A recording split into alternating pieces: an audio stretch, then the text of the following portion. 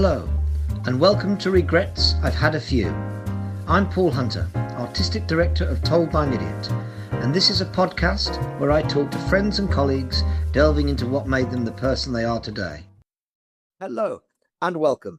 My guest this month is an award-winning experimental company. Their work collides theatre, performance art, cabaret, music, and nightlife, and their outrageous chaos has been delighting audiences for over 10 years. Welcome In Bed with My Brother, Kat, Nora, and Dora. It's lovely to see you. I've obviously met a couple of you. It's really nice to meet you, Kat. Thank you so much for joining us. Now, I've got to start because we get asked this all the time about our name, Told by an Idiot. So I have to ask this. Where does your name originate from? So our name originate. Well, do you want to tell the story? Because I guess it's from you. I guess, yeah. So when we met at university, and while we were there was university productions that went up to Edinburgh, and they used to interview for new directors, interview for like cast, that kind of thing. And I went for the role of to direct a piece at university, and the interview was going really well. I was on form. And then the final question was like, what theatre companies really are really inspiring you at the moment? Who do you see yourself being like? And I don't know why, but in that moment I panicked and kind of made up a name, which is In Bed with My Brother. And was like, I'm in bed with my brother. And the person interviewing me was like, oh yeah, they're great. I know them. They're really experimental, really like lots of movement, right? And I had to be sort of like, yeah. And then from that, we were kind of like, oh, if we ever do anything, we had like other names we were maybe going to go with, but we were like, we have to be In Bed with My Brother. Yeah. Just to pay homage to them. I'll never name him. Also, yeah, 'cause it'd be so great if he remembered that interview and was like, oh yeah, In Bed with My Brother. Maybe I should go and see them. And then we're just on stage, we're like, hey. Well, that is a brilliant reason to name your company. Have you ever encountered this person since that interview? Yeah. And to be honest, he didn't remember.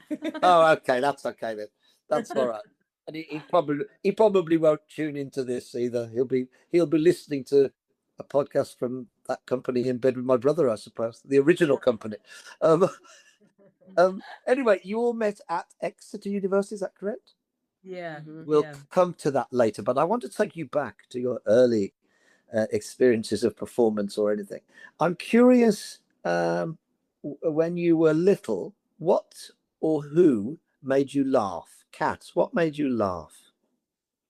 In what kind of sense? In the sense of something that you saw, whether that was on stage or on TV or on film. Was there something you remember enjoying and laughing at? Might not be. It's just I guess when I was like younger, I used to actually watch quite a lot of Laurel and Hardy.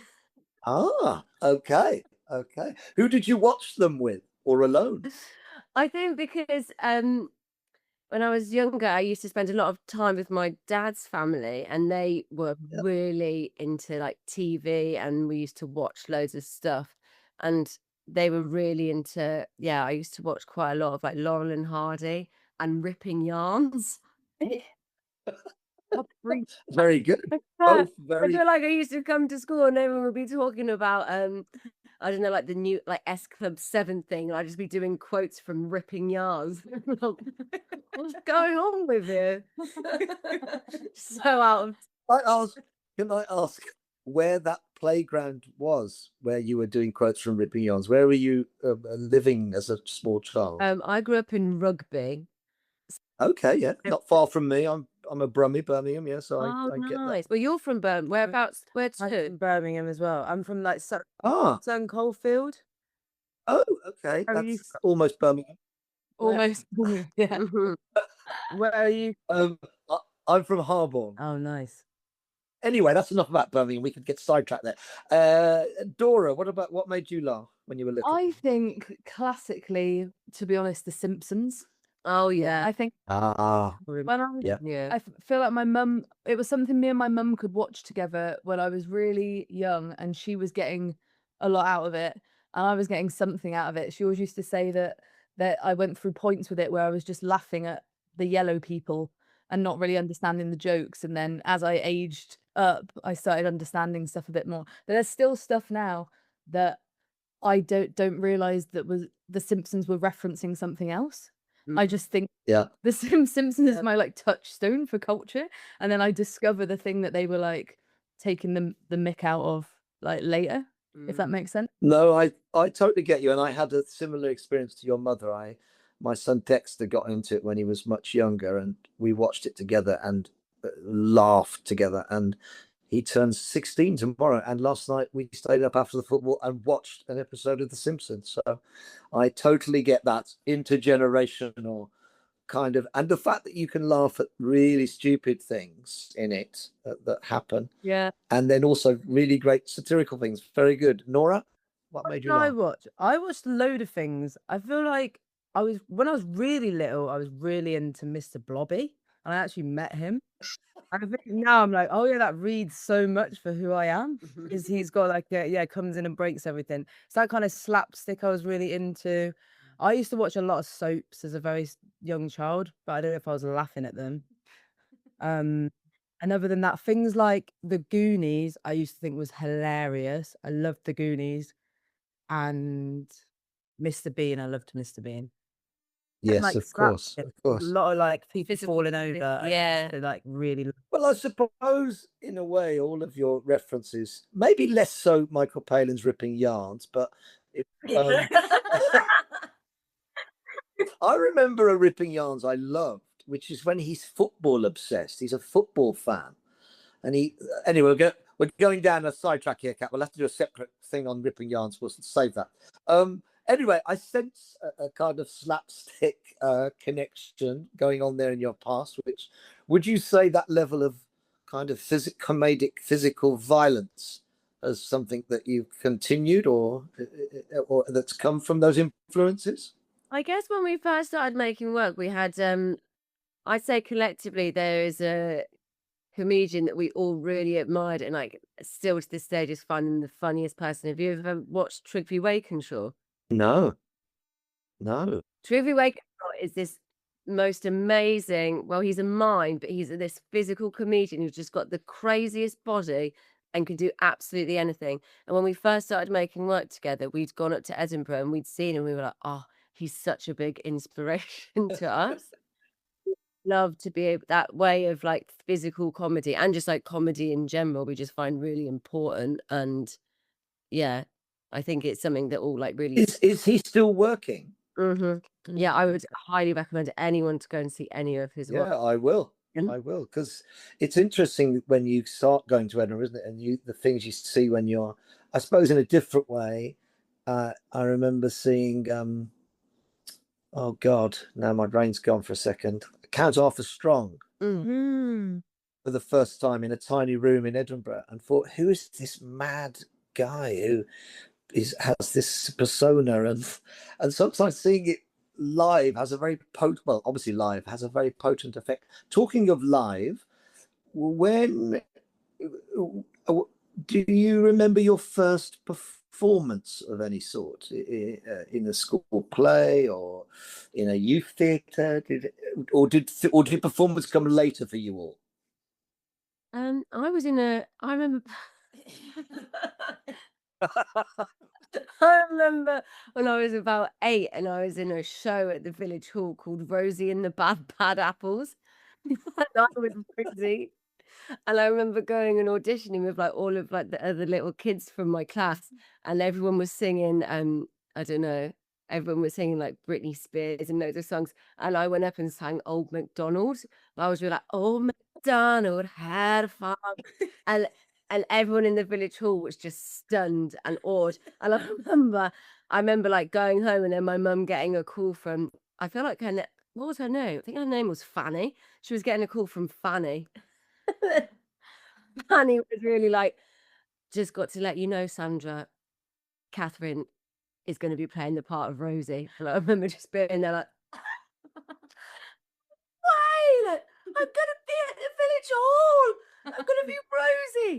And yeah, I just had a And also very, whether it was conscious or not, you didn't go down the obvious route of Britney Spears. You went, in some ways, went for something slightly more classical with Yeah. Old MacDonald, I suppose. Um, exactly. Me and my um, Jan's references, seeing all the yeah, it's a very eclectic cocktail you've got going Yeah, there. such a freaky kid. Dora, did you get involved in theatre as teenagers? Was it starting to cook up then, or? Yeah, I did so much. I've always been a bit of a theatre nerd. I feel like one thing I'm always like is that I feel like the past at every stage of my life I've been preparing or in a show, which is like a humble brag. But for most of your kind of like childhood or teenage years, it's like a hobby, isn't it? It's like, oh, I do like drama clubs, I go to Yeah. things, and then slowly people peter off, and then it was like, yeah, uni, whatever. I did like a comedy club when I was about 10, 11. I started at a comedy like free club down the road in like the community hall. And I feel like I got into it and my first role was playing Jimmy Savile, Ah. which I would like, I don't think, Things take a different turn. yeah. suddenly. So now I'm always like, yeah, that's weird that my first outing as like a 10-year-old was playing Jimmy Savile. And then did lots of bits like that. Was always in like school play. I played, do you know Ellen DeGeneres? Is that her name? The sailor. Not Ellen DeGeneres. Ellen, what's her name? Oh, I know the one who sailed around the world. Yeah. Yes, I know who you mean. Yeah. Yeah. Because I had all my hair cut really short so I had like really, really short hair as a kid. So I looked a lot of my life, I've like appeared as a boy. And yeah, I got cast as her in a school play, and I don't know why. I feel like it was a talent competition. Ozzy Osbourne was in it because we were in Birmingham. And yeah, I was Ellen. What was her last name? I couldn't tell you, but I could Ellen, place. Yeah. I'm interesting. It's an eclectic range of things. I don't want to in any way dwell on the Jimmy Savile thing, but to go from Jimmy Savile to the woman who sailed around the world on a yacht, it's quite eclectic range there. You all let's move fast forward. You all arrive at Exeter, and are you all studying the same course? Yeah.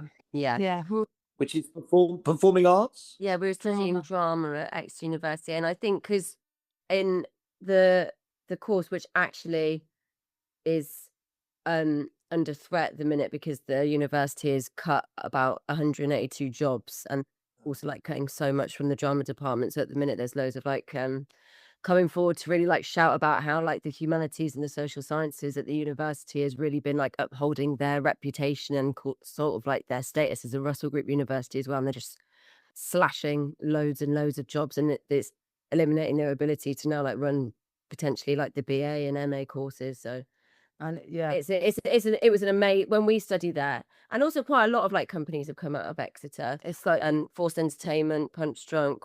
Yeah, of course. and There's a rich history of yeah, theatre makers coming from there, isn't there? No, for sure. And it was an amazing course. And I think one of the things that really solidified us when we started like making work is the modules that we did together. So the course in itself is about devised theatre and working together as like making companies, to be honest. And I think from coming from school where we were busy playing Jimmy Savile. we were busy playing Jimmy. And I was doing the plays that my drama teacher had written herself. Yeah. 4-hour plays. Suddenly, I suppose you were given the option and the facility to make your own work. And that's a big thing. I remember when I was studying, most of the course was very old fashioned in the mid 1980s. And Haley and I, my co-founder, met our other co-founder, we didn't know at the time, John Wright, who was teaching. And he started saying to us, you can make it up. And we were going, what do you mean we can make it up? Of course you can't just make it up.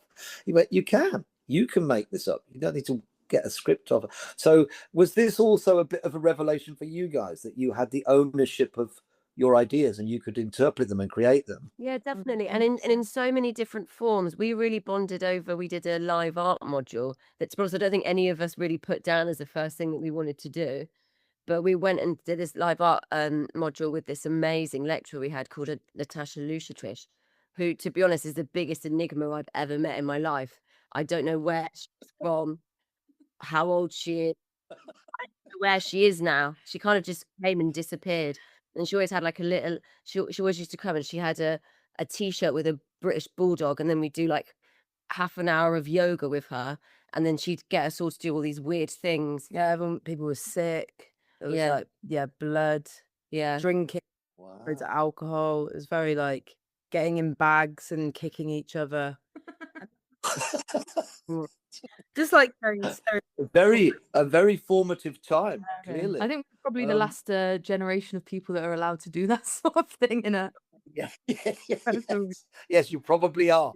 If I could take you back slightly in your Exeter journey, because I remember when I first arrived at Middlesex Poly in 1986, and I saw Hayley waiting in the lobby where and I'd never really been out of Birmingham before, so I saw Hayley, and I just thought she looked really sophisticated.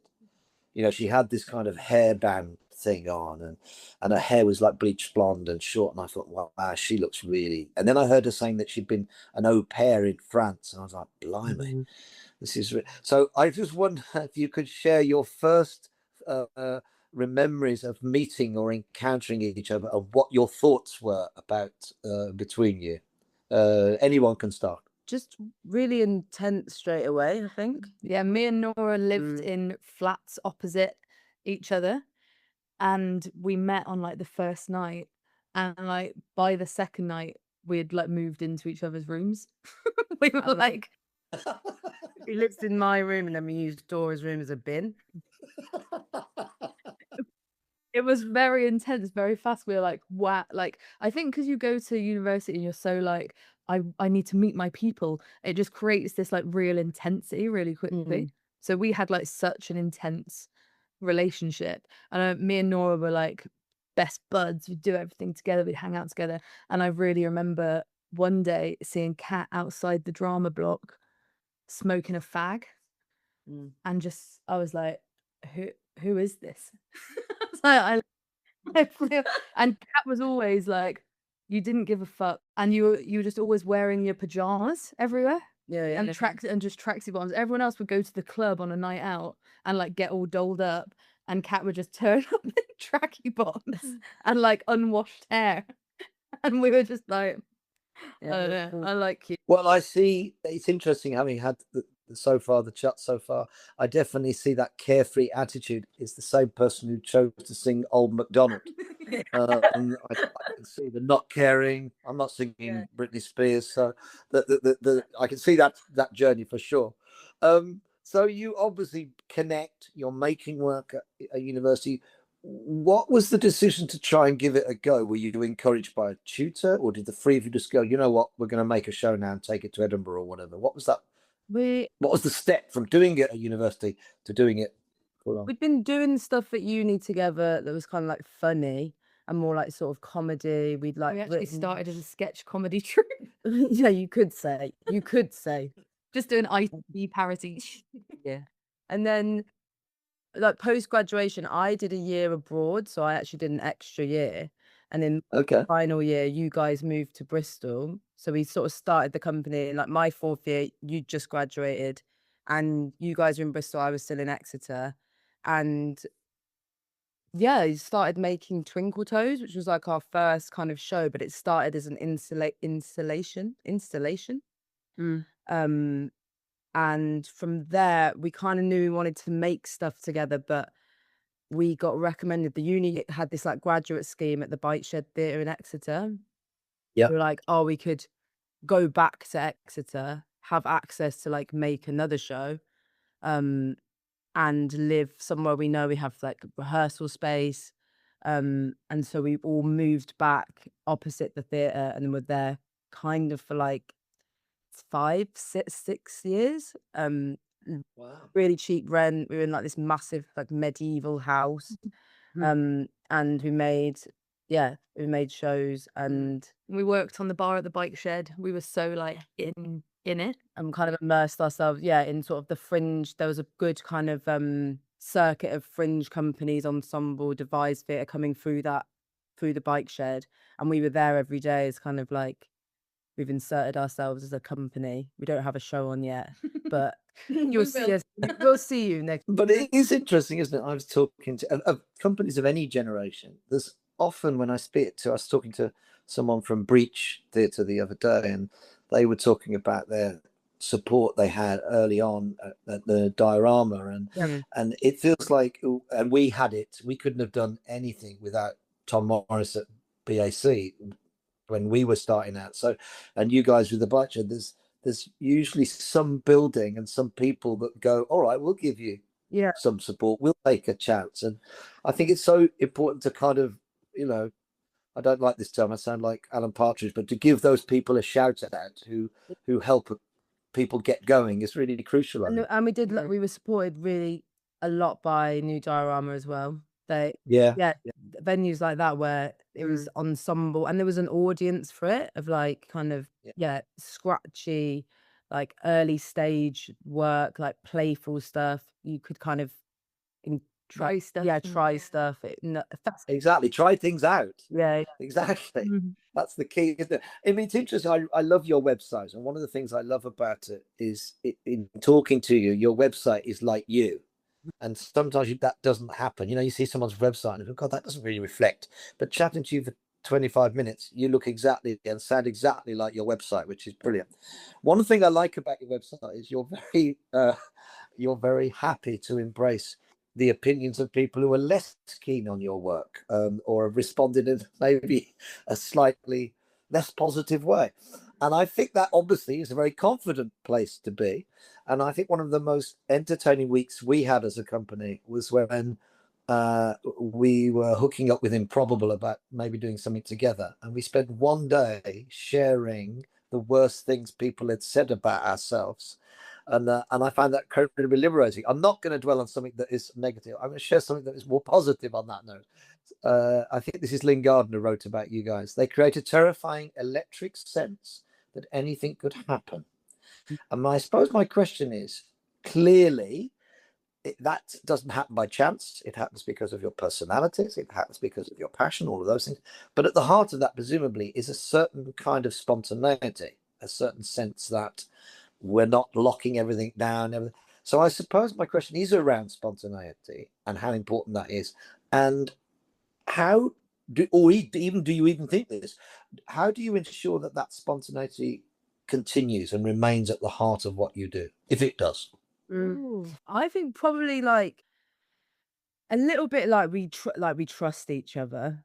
So there's like continuing to always be on the same page of what we're about to do. Like there's a lot of like hard line, like chatting of like, I trust you to just go off on one, but this is what we're going to be trying to get at.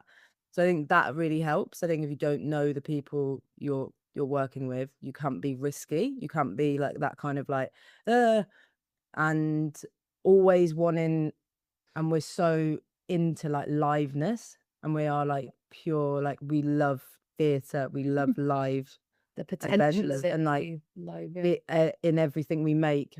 It's remembering that it's like it's imagined until the audience get there, so that's already a risk. So like just always wanting to push and be a bit scary and do and like do all that thing of like don't what's it, ask permission, apologize after. That's it. See, I don't even know it. I think no, that's a very very eloquent answer to that question. And I think it's interesting, isn't it, because when you find a very dynamic and deep connection like the three of you have, I remember a really good piece of advice that John gave Haley and me, because he was obviously older, he was a teacher, and we formed the company later, so we had a dynamic within our group that was different to free, like you free meeting. But he said something which stayed with us for always, really, was he said, you have something when you get up and you improvise, the two of you. There's definitely something we can feel it, and we could feel it. He said, do not analyze it, do not discuss it, do not just do it. Because the temptation, I think, when we were younger was to try and figure that out. So you don't need to figure it out. That takes care of itself. Just keep getting up, keep doing it, and don't analyze it. I just wonder what your thoughts were about how you self-reflect on what you're doing and to what extent you just do it. Yeah, I think there is like we do have a certain, as people have like remarked about us when we're on stage, we do have a certain chemistry together, and I think it is from that trust that we all have in each other, and also from it's a thing of I love watching you guys perform as well, and there's like some things in my head where I'm really like, oh, okay, you're doing this, and I can definitely like riff off this. And it's a very natural thing. I think it's because we do know each other so well, regardless of like work. We're all exceptionally close. We're family, so it just feels very natural whenever we're on stage. And also, I guess there's always a thing of we all know that we're so whenever we make work, we'll be making it over such a long period of time. We've talked about it to death. We know exactly the idea that we want to get at, and we all trust each other so much to be really like, okay, when we're on stage, we all know the idea that we're going to be like getting at. So it doesn't matter. Put anything to the cast caution to the wind, because we will just like go full on into it. And if we know if it requires at this moment that I need to punch you in the face, it will be okay, and we'll do it because we need to do it. Yeah. And that's the thing. Like we're completely complicit all together on stage, and it's such a big trust that we have, and we know that like we're going to like hold each other. That it's just, I think that's the sort of like thing. And we're willing to push ourselves Yeah. like the very extremes, and to bring it back to Natasha Lushatish, our icon. She was the person who imparted in us in that live art module. If you think you've gone far, you've never gone far enough. And like that's always in our work, I think. And we trust each other to do that. We're like, let's push it somewhere. I think it sounds like what I think is one of the quotes on the recent Scary Movie franchise poster, which said they said we will leave no line uncrossed, which in a way I feel is a Scary Movie. It's also applicable to In Bed with My Brother. Now, as we get towards this end of a really lovely conversation, I would like to have this more, and we will, because I'll come and see your new show at the Yard. We all will. I'm really looking forward to that. Really. If the most, I'm not saying this is, I'm just saying, if the most shocking thing for In Bed with My Brother to do was to do a play, a play that existed, let's say that's the most shocking thing it is, what play would you do? Probably a John Godber. John Godber, interesting. Any particular one? Probably the Bouncers. Bouncers. I can see it. I think they've done a version where they've changed the gender, so that probably exists as a script. I'd like to see that. Nora? I think it would be pretty shocking for us to do a Shakespeare. Shakespeare? Any particular one? One of the like something like King Lear or Macbeth. I think like she won. I don't know. I'd like to see you play the three sisters, not the three sisters, the three daughters of King Lear. That would interest me. And a version, I love that play. We've done a sort of version of that in a show called My Perfect Mind. Dora? I don't know. I actually don't know any plays. So I was thinking that I was like, I could just bullshit something right now, and I'm like, I don't know. I'm better than my brother. That's perfect. So you're happy to be cast in either Bouncers by John Godber or King Lear. Yeah. You don't mind. Send me the script. You're up in for the it. lines. I'll turn up on the first day of rehearsals. So, guys, it has been really lovely chatting. I always finish the episode where I ask 7 rapid-fire questions, and it's just the first answer that comes into your collective heads, really. So, number 1, tinned pineapple chunks or tinned peaches? Peaches. Yeah, I would agree with that. Excellent. If In Bed with My Brother had to pretend to be specialists in something with no preparation, would you choose either horse racing or cheese making? Cheese making. Okay. That's very quick again. A paella or a risotto? Risotto. Oh, I hate paella. I really, I can't get. Okay. Controversial. Dirty Dancing or Footloose? Footloose. Yeah, I don't think I've never seen them though. I've only seen Dirty Dancers. That's why I answered Footloose. Well, that's a perfect answer. Footloose is the one where they've banned dancing or something in the town, isn't it? Oh, yeah. Is that Footloose? That's a good concept. Yeah, yes, that's quite good. Stick or twist? Twist. Shame or disgrace? Disgrace. Raise 100%. And finally, if you were forced to change the name of your company, brilliant as it is, and particularly now we have the origin story, which is even better.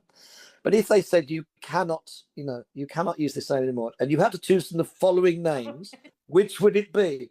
In Prison with My Mother, On the Run with My Lover, or, excuse my Scottish accent, you have to say this with a Scots accent, No Mother. I say in Ooh. prison with my mother. Yeah, I Prison think with My so. Mother is I was quite gonna good. name other. You can have that for an alternative for you. Do you want to do it for one show? You could change your name. In Prison with My Mother. Guys, thank you so much. It's been a real laugh, and I've really enjoyed, and also really enjoyed hearing, as I know the listeners will, about your work and how you make work. And it's really refreshing and important that companies like you go and keep doing things. Good luck with the show, and when we all come and see it, we can maybe have a drink at the yard or something. Yeah, Lovely. Thanks, guys. Have a good day.